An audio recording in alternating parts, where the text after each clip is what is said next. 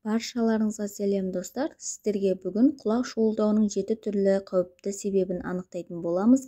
Құлақ шуылдауының 7 түрлі қауіпті себебі бар. Әдетте құлақ шуылдаса көпшілігіміз оны қалыпты құбылыс деп санаймыз, елемей қоя саламыз. Негізінен бұл дұрыс емес. Мамандар құлақ шуылдауының бірнеше себебі бар дейді. Әсіресе құлақтағы шу үнемі ұйқы алдында қайталанатын болса, немесе ол бірнеше күнге созылатын болса, басыңыз ауырып, бас айналуына ұласатын болса, онда ойлануға тура келеді. Бірінші себебі артериалды қысымның артуы. Егер құлақ шуылы көбіне ұйқы алдында сезілетін болса, ол аздап бас айналғандай сезім тудырса, бұл жүрек ауруының белгісі болуы мүмкін.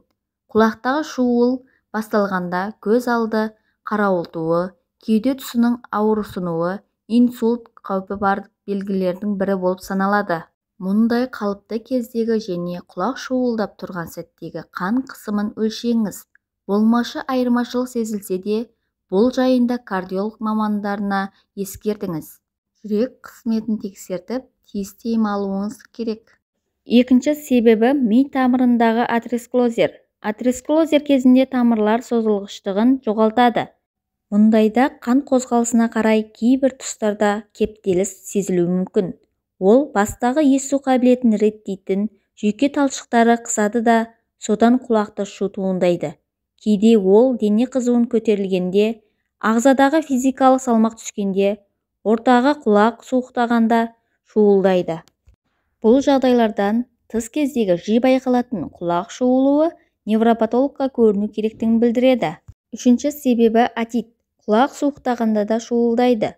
Отит белгісінде онда қызару, ісу, ұстағанда ауырсыну, естудің нашарлауы байқалады.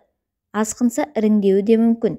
Әдетте отит шомылғанда құлақ қуысына су кіруінен, оны тазалағанда жарақаттап алу салдарынан болады. Төртінші себебі бас сақинасы. Оның негізгі белгісі бастың бір жағының тоқтаусыз сынып ауруы мен сол тұстағы тамырдың қатты соғуы. Құлақтағы шуыл соның салдарынан болады. Бесінші себебі атеросклероз. Құлақ ішіндегі орта қуыста сүйек тіні өсуінен болатын созылмалы қауіпті ауру болып саналады. Бұл кезде құлақтағы тоқтаусыз жалғасады. Алдымен бір құлақта байқалғанымен, көп ұзамай екінші құлаққа өтеді. Ол басты ауыртады, естуді нашарлатады. Мұның соңы саңырау құлаққа соқтырады.